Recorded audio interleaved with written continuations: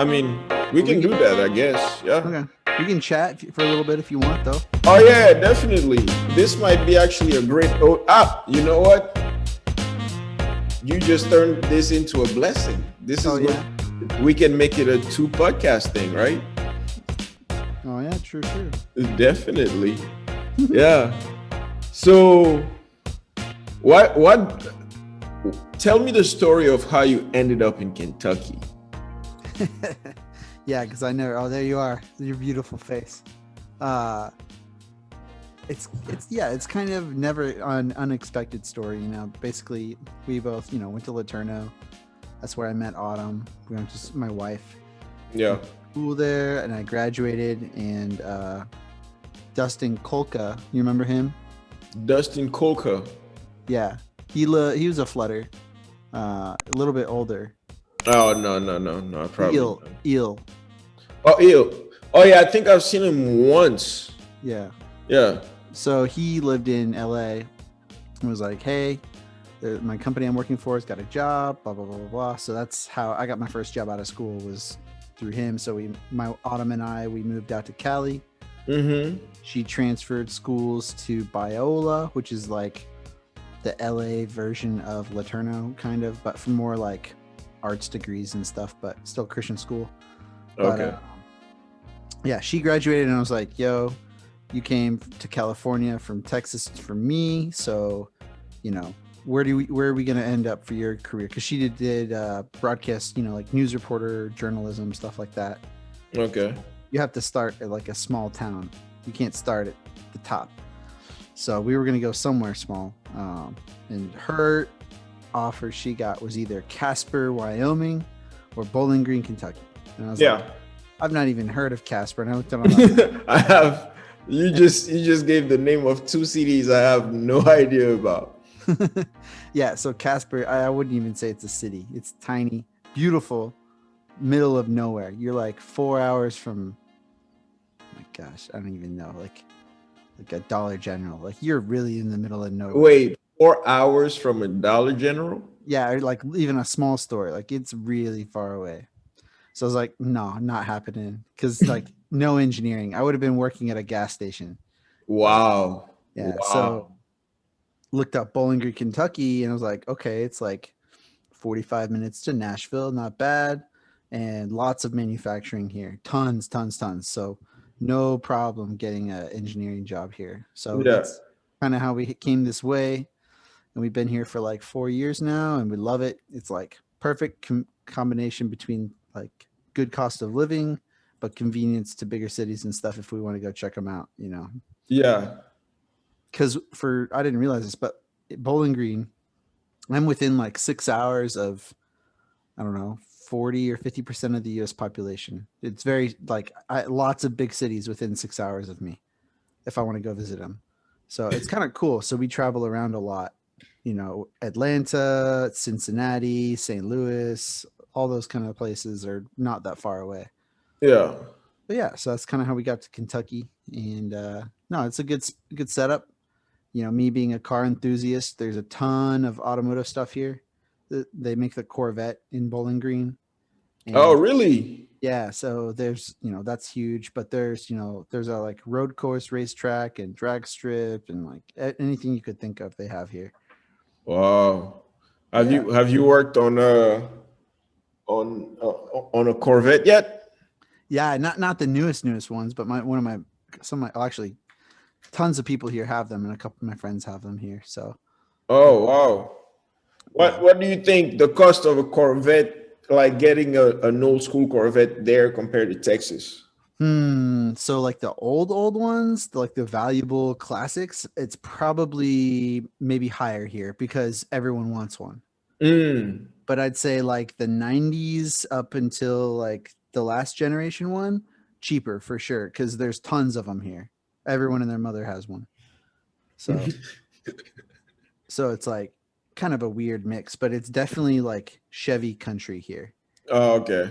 Like kind of think of like a stereotypical movie from the 80s about like a small town where Friday night all the classic cars go up to the lights and they'd race light to light. like that legit happens here, you know, like all these old school boomers with their classics that are like really clean, you know, like old Chevelles and stuff. So it's pretty fun. Oh, Yeah. small cities, different culture. I Yeah, it like is. it. It's Bowling Green is really interesting actually. Because you know, you hear Bowling Green, Kentucky, you think it's just like a bunch of white people, which it pretty much is. But there's a huge refugee population here. Oh, So I think there's like 30,000 Bosnians live here, and then a whole bunch of people from oh gosh, where else? Burma and Indonesia and somewhere in East Africa. I can't remember where. I have to find out. Eritrea or something? Maybe like one of the let me think. No, not east, like sorry, west, like Cote d'Ivoire, Oh, okay. So that kind of like there's actually a French speaking African community out there. yeah, I'm pretty sure there's quite a few. Let's see. Yeah, I think it's Cote d'Ivoire, Ghana, and kind of maybe Sierra Leone. I know there's a decent African population in Bowling Green. Wow. But it's kind of I don't know what they call it exactly, but when there's people that are coming into America as refugee status, it's one of the cities that like there's like 10 cities that It's a sanctuary city. yeah, for refugees, yes. I see. I see. Huh. Yeah. That's So interesting. yeah, it's a nice mix like in our neighborhood where we live at, you know, maybe if there's like 100 families, you know, 20 Nice. of them will be Bosnian and 10 will be African. And so it's a really cool mix. Dude, I hope you're getting the food experience of a lifetime. Oh yeah, it's awesome. And the Bosnians, man, they're hilarious. They're like really stereotypical Eastern European. Yeah. Like they wear the Adidas tracksuit, driving the Mercedes. They got the gold chain, like to the T. They're perfect. It's so good. And like I got one of the tracksuits to fit in the neighborhood. So like walking around and stuff, and like the old Bosnian guys sitting in their garage, smoking their cigarettes, drinking their vodka. They look at me and raise a glass, and I'm like, yeah, yeah. It's pretty great. Oh shit. That's funny. Yeah. Oh. So yeah, I mean, we like Bowling Green a lot. I don't like we never, I don't think we ever would have expected or planned to come here. So it's Yeah. like definitely one of those unique paths of life. But I'm very happy that we ended up here for sure. So Autumn is in broadcasting now. I Uh, mean, she, she she got out of was, that but life. okay. So she did that for a few years, and it's a tough grind. And basically, every 2 years or so, then you move up to a different market, you know. And Ooh. we like Bowling Green, so we didn't really want to do that. So she was kind of thinking about stuff, and some friends of ours was like, "Hey, you know, we do real estate. We have a team. We need someone to do marketing for us. If you're interested, come do that." She did that for a little while, and I'd say it was like 3 months before she was like, "I'm doing real estate. This is the place to be at for it." So she got her license, and she's been doing Okay. that ever since, and she loves doing the real estate life. So That's great. yeah. I mean, that's a very good business to be in. Oh yeah, Bowling Green, it's popping like ton lots of people are moving here and stuff, so it's a good market to be in for So real just estate. in case I want to move back to a quieter place, already know who to call for a house, right? Yeah, she'll hook you up. Nice. The Kentucky lifestyle. Yeah, yeah. You have to start drinking bourbon, get a little Hey, accent. I don't wait. So bourbon is very common out there. Oh yeah, I mean it's like super bourbon. I mean, bourbon is Kentucky, so it's like their identity out here basically. Every gas station has like 50 different bourbons to choose from. It's ridiculous. Gas stations. Yeah, like everything. But Oh, oh. It's a little bit like in Louisiana where they sell liquor in gas stations, right? mhm. Oh yeah. I will visit, sir. Definitely. Yeah, and definitely come visit anytime. A little collection. of bourbon is not something I Yeah. mind. I didn't like it at all when I first came here, but now I'm a big fan. I'm actually sipping on some right now. Cheers. Yeah. So no, it's good. It's good life out here. And I mean, like Nashville is super cool town and it's not far away at all. So we go down there quite a bit. Oh, nice, Hmm. nice, dude. That's what I like about like how big America is. Like you can always discover like something new, a new culture, a new subculture, Hmm. like a place you think, oh no, I'm not going there. You finally end up there and I could live like this. Yeah, no, it's pretty wild. I like this area more than Texas in that, like I said earlier, within a few hours it's a different town, and because it's Yeah. more east, it's a little older, so they have their more like unique kind of accents and histories and stuff. So, like I go a couple of hours north to Cincinnati, that feels like a very northern town, or I go to Memphis, it's completely opposite kind of environment. So it's pretty cool. Nice. Nice. Nice. Hmm. Oh, the let's get to the pièce de la résistance. I lately since I've moved to Houston, I've been around. I've been like closer to the car business than ever. Hmm. Like I've gotten to like see because before when I had cars, like let's say when I was in Luterno, it was like the earliest days of me owning a car and having to think about maintenance and all the good stuff. But I Hmm. mean, as far as like learning engineering, I've always been curious about cars, but the practice and the personal research weren't properly aligned. If I'm making any sense, Yeah, I know what you're saying. so it's like, but with time now, like I get more. I mean, first I have more respect for cars, first of all. Mm. But since college, you were one of the few that I can tell was serious about cars. Like I don't know if serious is there. It's no, no, more no. Like you know how you obsession, have a obsession, disease. I don't know. It's a problem. I've found a lot of balance since then, but oh yeah. yeah, I mean, having a family forces that, but still, like, yeah, I mean, going down the rabbit hole about little minute details of things that literally nobody cares about, like, oh, love it. I love it.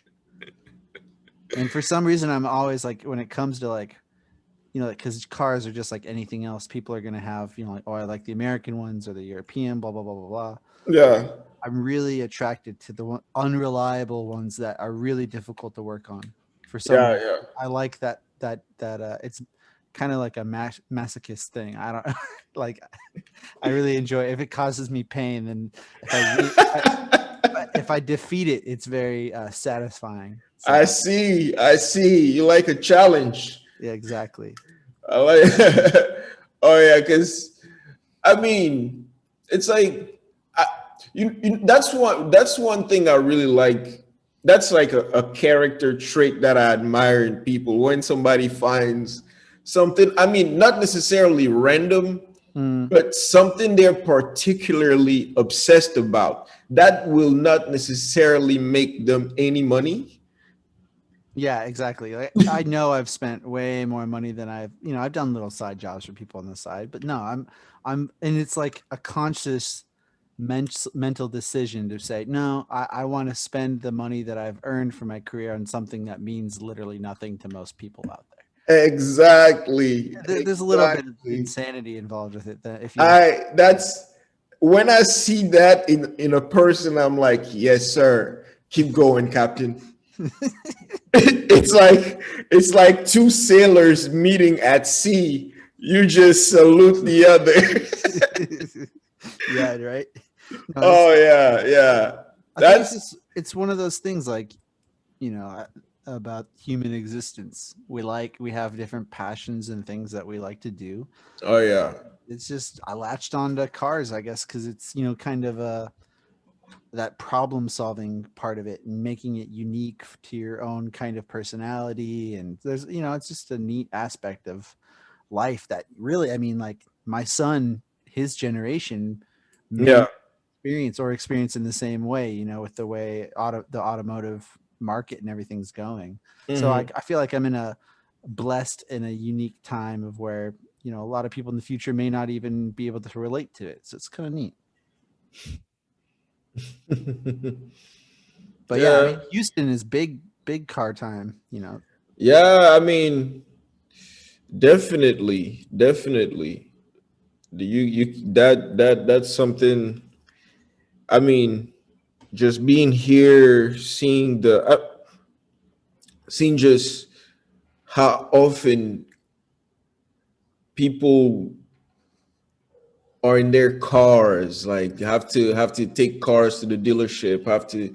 I mean, the maintenance business in the car industry must be. I don't know. I don't know how to.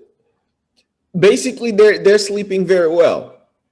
Yeah, no, you're 100% right. I mean, think about people that commute like an hour a day or more, even, that's a huge portion of their life that they're spending in this box. So it's like something that everyone can relate to. Oh It's yeah, going to be good business for it, whether it's maintaining or selling new or like little modifications or, something as simple as like a car USB charger thing, charge your phone. yeah. People are making millions off that stuff. That's. I mean, like it was another one of those obsessions for me where when like I got really close to the business, I started doing research because I started basically I had the chance to help out in a parts department for a couple months. And it was like I felt like I was in a safe with some of the most valuable items. Mm-hmm. Like just thinking, just seeing every day how people would come around and pick up parts that they needed. You felt and knowing the value of each part, I Yeah. got to like learn a little bit about parts management. Just being around the practice. I Mm-hmm. started doing a lot of research that I'll probably never get paid for in Yeah, exactly. in the parts business. Mm-hmm. Like I pulled up the specs of parts, accounting, a whole bunch of stuff, and I started being super curious about just the whole uh, business of it. Just not just the whole business of the car industry, but specifically parts. And I was thinking when I was when I called you first to like do the podcast, I wanted to know since you fix so many cars, how difficult is it to get your hands on like some of those old school car parts? Mm-hmm. Yeah, I know definitely it's a mega huge multi-million dollar business that lots of different companies are in on. Oh, So like convenient, mass market vehicles, you're going to be able to find parts for it, no problem, because hmm, just general maintenance thing, sensors and whatnot are going to be needed. So no problem finding that kind of stuff. Like you were saying though, with obscure vehicles or unpopular or getting older, those ones, that's kind of its own niche thing where maybe it's not as many options for you to buy from, so they're able to charge more of kind of what they want to because they know they have a share hold on the market for them. okay, Or okay, I mean, in some cases with like really difficult hard to find parts, you have to go find used stuff online. Or like a lot of like I've got an old 86 Mercedes right now is my project. yeah, A lot of the like kind of unique pieces, like I'm looking over on eBay UK, eBay Germany and stuff, and having things shipped over, just because you're not able to find them here. So it's oh it's kind of wow, creates a unique problem that most people don't deal with. So there's not really people looking to make a solution for it when it comes to the more obscure, rare stuff like that. I Now, see. within like American cars, classics, muscle cars and stuffs, that's big money now because the cars are going for so expensive. So, guys who go around to all, basically driving in the countryside looking for someone's old scrap car to buy to part it out, they can make a ton of money because these, people, hey, I had this car back in high school, 30, 40 years ago. I want to build one now that I got the money to do it. So they're going to be, people are spending money to do stuff right. So Yeah. there's money in it. You just had, it's a pretty niche thing because you have to, it's a gamble. You have to say, okay, I know what's selling big now, but in 5, 10 years, what's going to be really popular that people are going to want to buy that's hard to find. Mm-hmm. So that's kind of, the market side of it, of what's popular. Because like what we're going to see, like, you think of like the boomers with like their classic muscle cars, the Mustang, Camaro, all that kind of stuff. Mm-hmm. What's going to happen? And it's already starting to now. It's people my age and a little bit older, like 30s, older, who grew up in the, Fast and Furious era with all the Yeah. racers and stuff and those kind of cars that they really wanted when they're younger. Now, with the, they're able to import them from Japan and all that. So those kinds of parts like the, Nissan Skyline or Toyota Supra, and you're starting to see prices of those kinds of cars really blast off because of it, including parts side of it too. Mm. So there's the waves of that kind of thing of like the nostalgia. I could have had this car back in the day. I'm going to do it now that I can afford it. So parts is the same thing. They want to build it the way they want it to look good. So the parts people for those are able to charge more. Uh-huh. That's interesting. That's oh, that's very interesting. So basically there are people who are treating those like those cars like investments now. Oh, absolutely. Huh. I mean, if That's you look at a good example, it'd be like the like a Porsche 911 from like mid late 70s to early 90s. You know, 10 years that like literally have doubled in price in their used car value in the last 10 years. So I mean, literally, it is an investment, and there's, risk involved always with that, but there's a lot of vehicles like that they're just prices exploding that 10, 20 years ago they weren't really worth much at all because nobody was interested in them. Now it's the people that wanted them then that couldn't afford them that now can, so it's shooting their price way up. that's oh, you gotta love business. Yeah, exactly. It's very interesting how that develops. Mm-hmm. I mean, as far as like because another question that's been on my mind, like in with maintenance of cars, is there must be cycles, right? Like I don't know exactly what's the right word, like decay cycles, when a certain class of parts in your car are going to be unusable. Mm-hmm.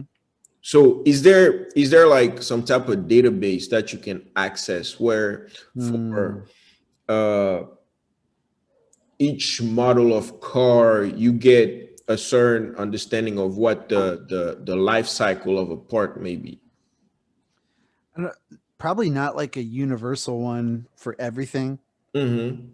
but there's general like known, hey, after this many miles I need to change spark plugs, and after this Mm-hmm. many, that goes all the way through to like suspension components and bushings and all of that kind of stuff too. Yeah. uh, a lot of that is kind of a standard value and not vehicle specific. The vehicle specific items to repair, the life cycle for those, yeah, there's no singular database for any of that. Just because, like let's say a car came out this year, right? Yeah. Nobody's going to have the data for it because none of them have existed before if it's a new vehicle. you know Mm. so they might be using different materials than they were 20 years ago, just they know from older cars, hey, we need to make this out of this other material to have it last longer. But on a car that they just made now, nobody's going to know what's going to fail on it until it actually fails. Like I you see. can predict, certain stuff probably will last a certain amount of time, but there won't be any defined, decay cycle time for that kind of stuff. That's a tricky one for sure. Um, Yeah. yeah, I don't know. That'd be interesting to have. I don't know how beneficial it would be in the long term because a lot of stuff that does get replaced is they already know, hey, your suspension stuff, replace it at 50,000 miles. That's kind of just a standard Yeah. or whatever, that it has been. So that's not new. But I mean, um, it's one of those like little projects that I always think about trying to figure out because like just I got for a hot second I got obsessed with databases and libraries. mm-hmm. I have out of nowhere. Yeah. I have no clue why. Don't ask me how it started, but I've been thinking about like how there's these. I'm back. Welcome back, sir. Sorry about that. Hey, I don't mind having the kid in the recording. By the way, like this is not ABC News or CNN, sir. Yeah, Do not worry about such things. The kids make it more interesting. that's right. He's a cutie. One thing I was joking with somebody. There's like a couple podcasts that we recorded in French, and Mhm. like my friends' kids will come into the recording, and one day I was sitting at home and I was thinking, imagine that's like a little Bill Gates running through the video. I own the rights to like some of his first footage ever. That's fantastic. More kids, please. More kids. Oh yeah, that's cool. That's a good way to look at it. I like that. That's really good. Yeah. What were you talking about before we left? You left. Uh, how would I word this? Parts databases for Yes, parts databases. predicting on when different components and things are going to fail, so that you know what to sell when, Yeah, basically. because I think, I mean, not I think, I know there's like a bunch of enterprise grade databases for businesses and stuff. Mm-hmm. But I haven't seen anything particularly for like not necessarily the mass market, but like for like a niche market, like of consumers. Mm-hmm. I haven't seen one that's like there's a couple of engineering databases that you can find that are like hyper technical. Like Mm-hmm. I haven't seen anything of that kind for like consumer niche markets, and that's weird to me because most of those engineering databases, for example, let me say they're free, but Right. the stuff for cars usually tend to be give us $500 a month and we will change your understanding of these parts. Yeah. Probably the people that have the largest database and knowledge for that are the parts companies. Some even as simple as like uh advanced auto parts or whatever. Yeah, Like yeah, they definitely have the database of all the components, and they know what they're selling and what the volume of it is, so they know they can see that data and correlate it to see, okay, this free one the obviously. data, free the data, please, free That'd the be data. Yeah, it'd be awesome to be able to see their data to know, oh, hey, this vehicle, it's got a spike in used parts that they're selling for it. So, it's this age, and you can kind of figure it out from there. Yeah, yeah, it'd be nice to have that public. I mean, ooh, that's like that's their own IP, right?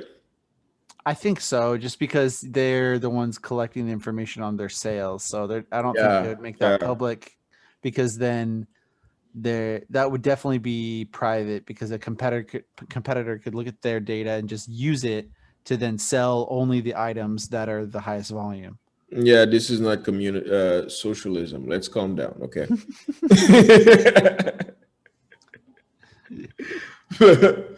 But yeah, oh yeah, no, You but gotta pay to play, you know? hey, you got to. This is America. Mark. Yeah. No, but yeah, something like that should exist.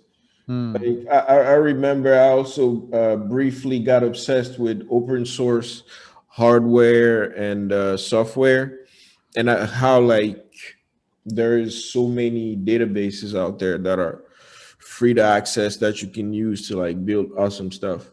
And I was thinking that's one of those things that would be nice to have in the public sphere at least. Mm-hmm. Like not necessarily as detailed, but something that you can something basic that you can use to for personal projects. Mm-hmm. But what do I know?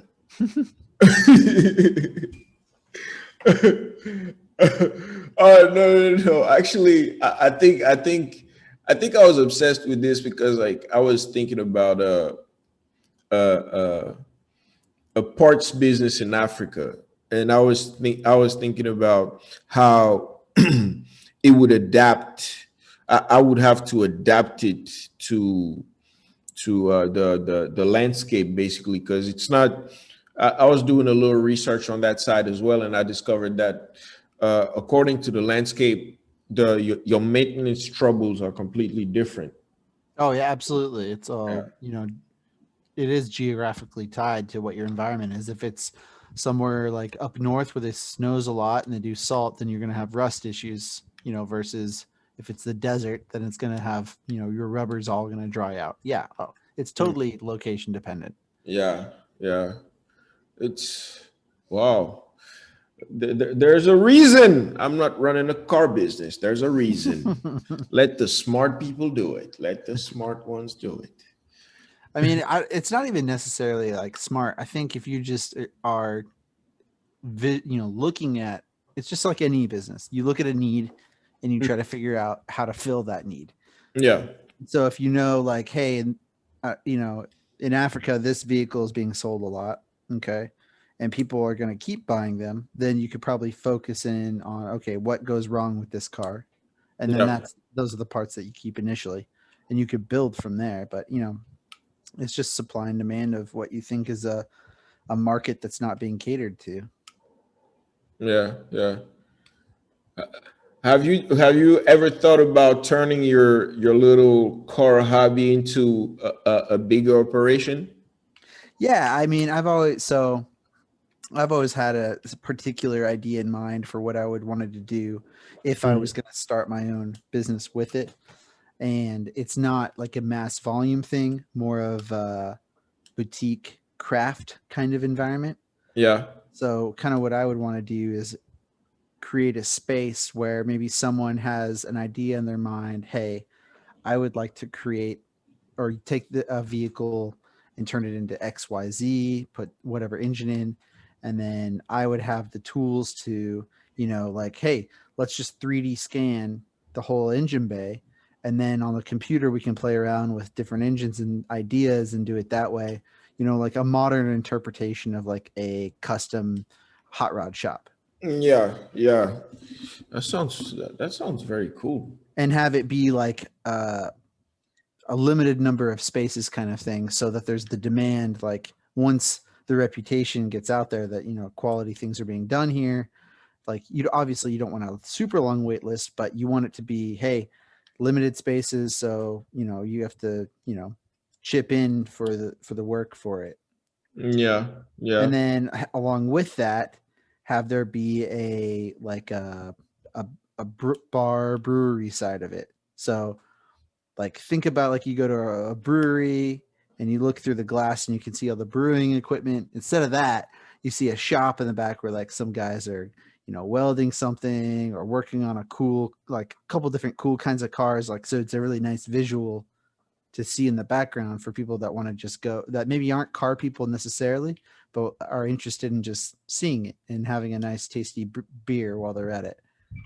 That's actually that's a pretty unique experience to think about. Yeah, exactly. That way it's not solely dependent on having the car people there, funding the entire business. Probably most of the money would come from the bar side. Yeah, yeah. But yeah, that's kind of the long-term idea. That's sir. Just let me know. Just let me know. I will take a couple loans, okay, and I'll give them to you. Just whenever it pays off. Whenever it pays off, give it back. That sounds like a very cool idea, actually. Yeah, I think it could work pretty well. Yeah, Especially in a market like Bowling Green that has such a automotive mindset involved with them, with the hot rods and everything and stuff. I think it could you'd have to do it in the right place. If you did it in like, I don't know, I'm trying to think of a town that probably doesn't care anything about cars. Montreal. Yeah.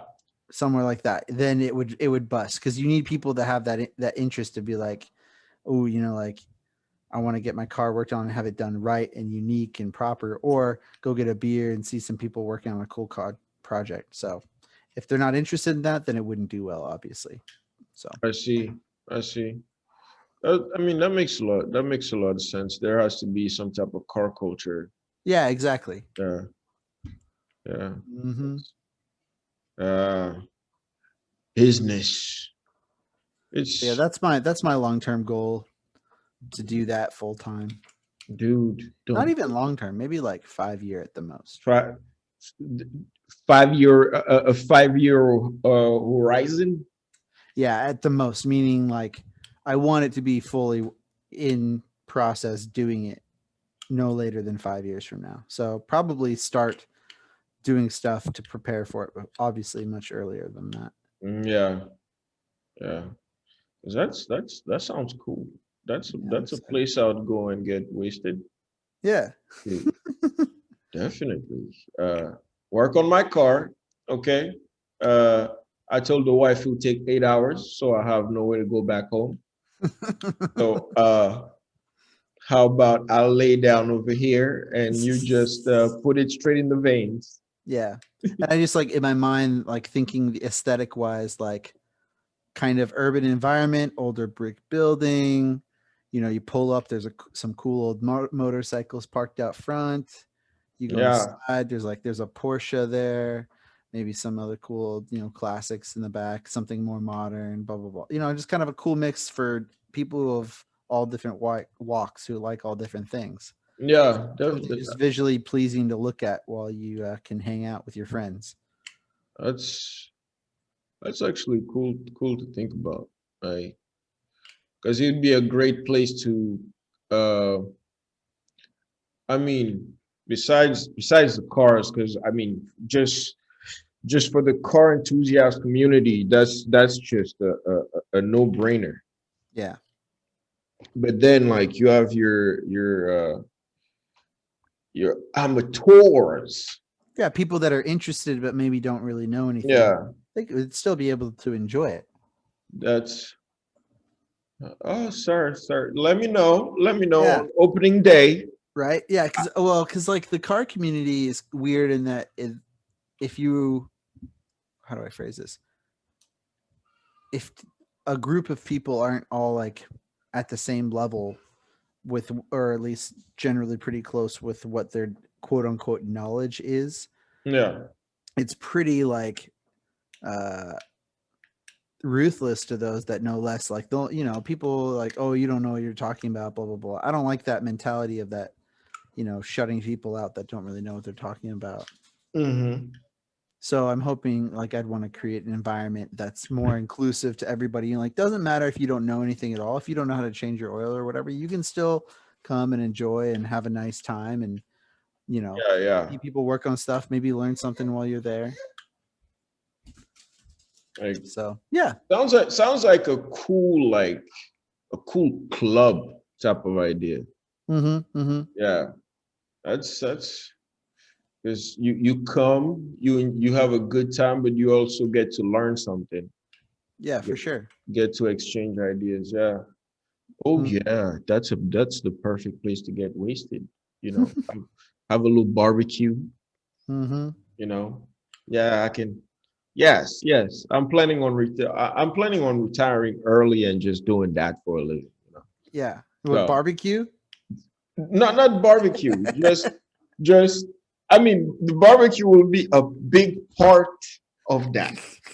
But basically, I want to do nothing but eat and relax, Mm. think about life.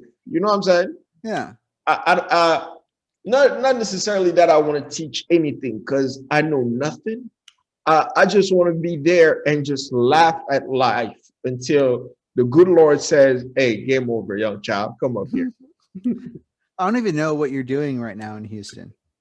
All right now, oh, right now I do not have such a privilege.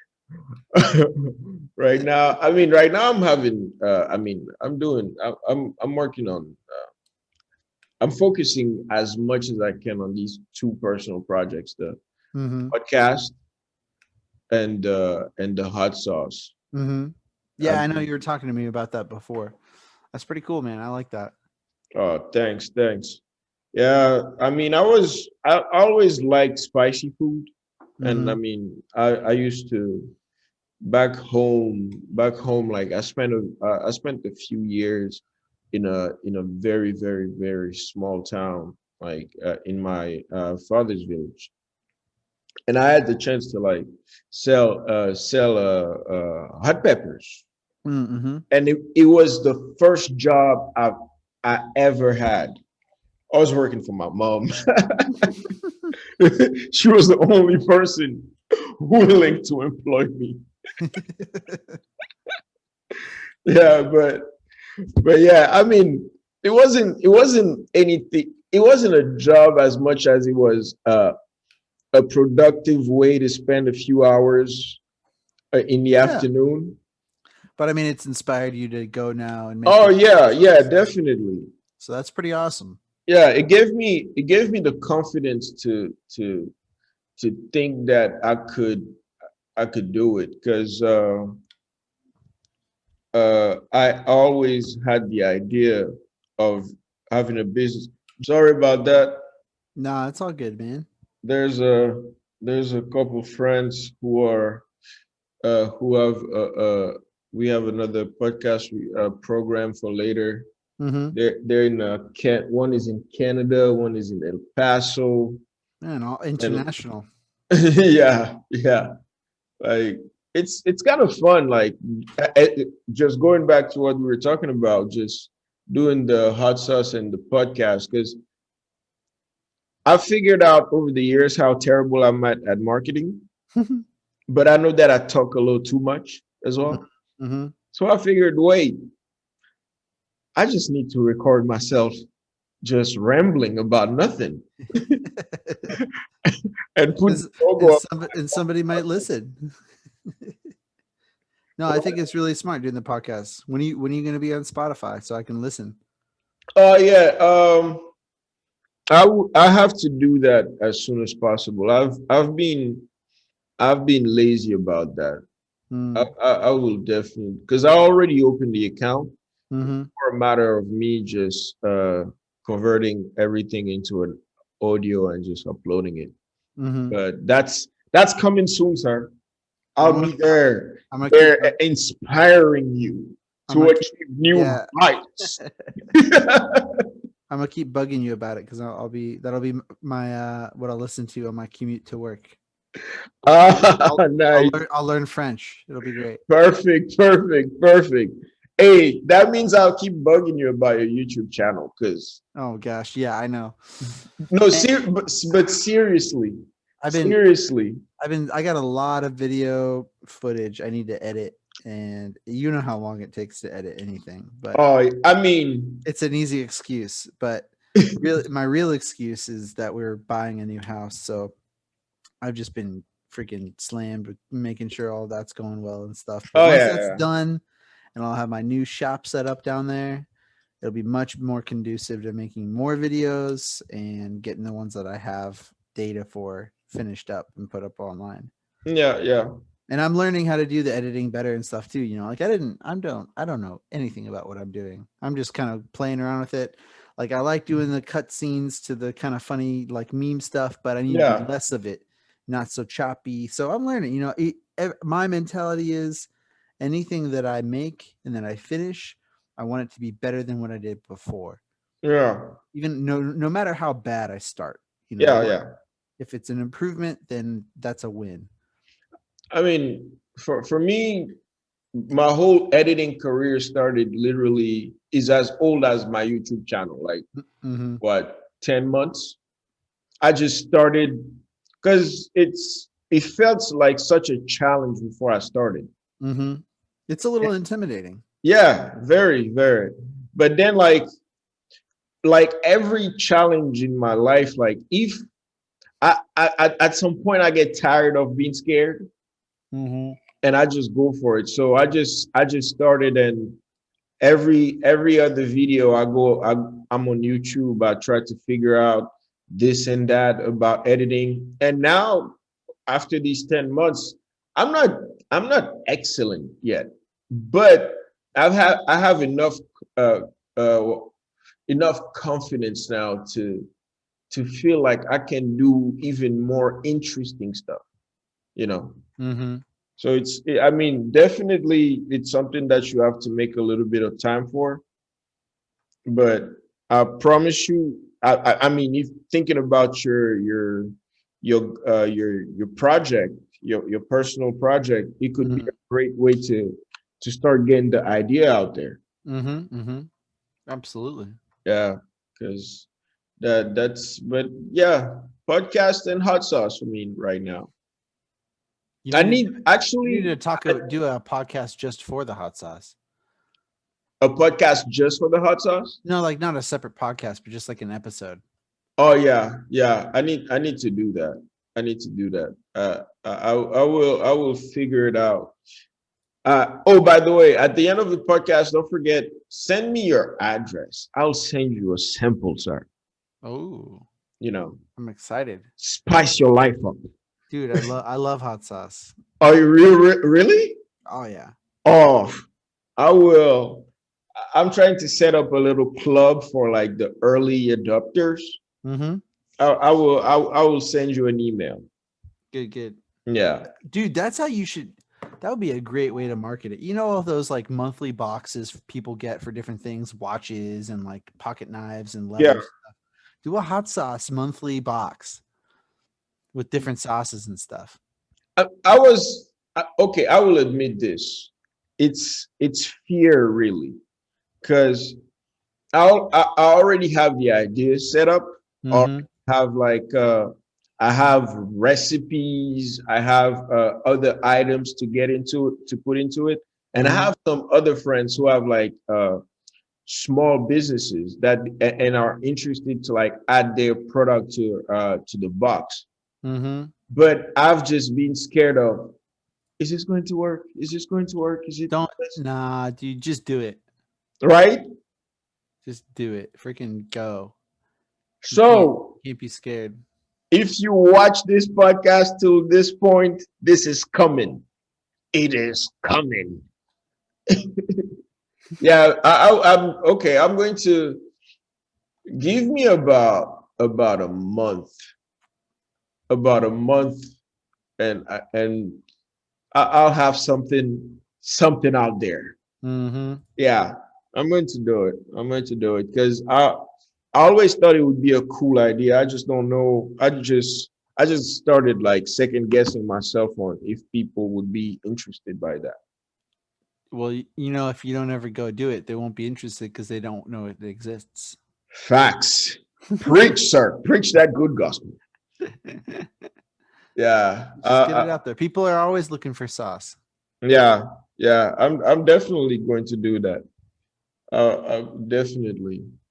A friend of mine reminded me of how slow I was about this whole hot sauce thing. I think I'm second guessing myself more than the people who are actually interested in it. Do you have like a name for it yet or anything? Oh yeah, I call it SAPIC. It's kind of a play on word to the translation in French. Mm-hmm. It's hot. How do you spell that? SAPIC. But the real word way to spell it in French is CAPIC, I believe, but with a space between the CA and the PIC. Nothing's coming up on Google yet for you, but I'll let you know. Google is Google. Please, please bring me to the top. Don't do me like that. Do you want to say hi to Autumn? Hey, yes, definitely. Hey, how are you? Good. How are you? I'm good. I'm good. I wish you would have told me it was a Zoom. I would have You're being recorded for a podcast. Oh. Oh gosh, okay. I wish you would have told me on it that it was a Zoom because I would have gotten my iPad out so you could have seen his face. Ah, I told him we were talking about doing another one tomorrow with the webcam. So, bam.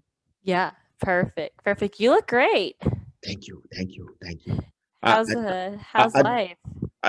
Oh, I'm trying to not run myself into a wall. I feel that on a really real level.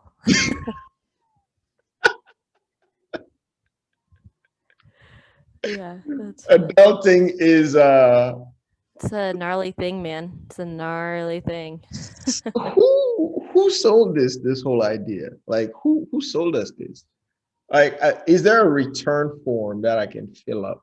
I'm over my 14-day trial. Can I please give it back now? Awesome. Well, I did not mean to interrupt you and Jimbo. Finish your talk or whatever. You will have your own episode of this podcast. Oh no, you don't want to do that. It is decided. The people do it. The people named me the person in charge of making this happen. Oh gosh, who did that? Do not make me spam your email. You have business to do. Do you want to talk to your clients or do you want to read my emails every day? Both. How about that? Look, I spam people with emails. So okay, I'll give it back to Jimbo. But it was good to talk to you and see your face, even if you can't see ours. It's all good. Tomorrow, this is happening. Okay. I'm putting everybody on camera. So just in case I have to go to prison for this podcast, you're coming with me. Oh, bet. Okay, perfect. Perfect. Right. Okay, here's Jimbo. It's good to see you. Good to see you too. Jimbo. Yes, sir. I'm going to have to leave you for tonight. No, that's fine. This is a good time to end. But we need to do this again. I mean, I don't know exactly if you have time tomorrow, but if you do, just text me and we'll set it up. Yeah, for sure. And yeah, I'll get my webcam working. I'll make sure it's good, and then I'll let you know. But if tomorrow's busy for you two, just shoot me a message or whatever. We'll get it. Yeah, I'm pretty sure God is still good. He will give us life so we can do this a few times this year. I hope so. Yeah, you definitely got to do one with Autumn. She's a killer at real estate. So oh yeah, I mean, I'm trying to. Okay, let me tell the people my master plan. I've decided that I do not have time to stress myself. I'm going to talk to all my friends who are good at what they do and put my life in their hands and leave this thing on autopilot. Okay, no, that's pretty genius because you're going to talk to people that are interested in different things. Yeah, and they're going to be able to carry it, and you just ask the questions. I like it. It's a smart move. Thank you, sir. Thank you. So you are. I nominate you from today as the ambassador in charge of everything mechanical. Sir. Well, I will take that mantle and I will do with it as the best that I can. Any questions you ever have, I'll guest appear on and give my insights, my wisdom, whatever you need. Thank you, thank you, thank you, thank you. Well, we will end it here. You spend a good rest of the day with the family. I will text you and we'll talk about the next time we can do it again. Sounds good, man. You have an excellent night. Thank you. It was great talking to you, bro. All right. See you later. See you. Bam, bam. Ba-boom. Kofi out.